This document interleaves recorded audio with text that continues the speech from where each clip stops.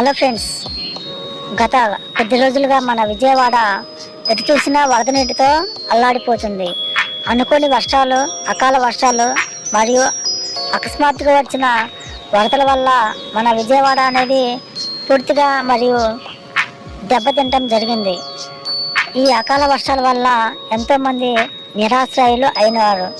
దీనికి సంబంధించి మన ప్రభుత్వం వారు ఎంతో కృషి చేయటం వల్ల ప్రస్తుతం విజయవాడ అనేది నార్మల్ స్థితికి అనేది రావడం జరిగింది.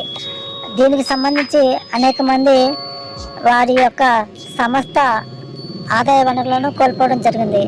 దీనికోసం మన గౌరవ ముఖ్యమంత్రి వర్యులు శ్రీ చంద్రబాబు నాయుడు గారు వరద బాధితులకు సహాయం కోసం మన విజయవాడ సచివాలయం పరిధిలోని 175 సచివాలయ పరిధిలోనికి వారికి వరద సాయాన్ని అనేది ఈరోజు ప్రకటించడం జరిగింది.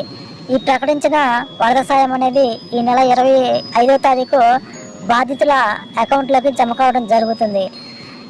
మన గౌరవ ముఖ్యమంత్రి వర్యులు ప్రకటించిన వరద సాయం వివరాలు ఈ విధంగా ఉన్నాయి.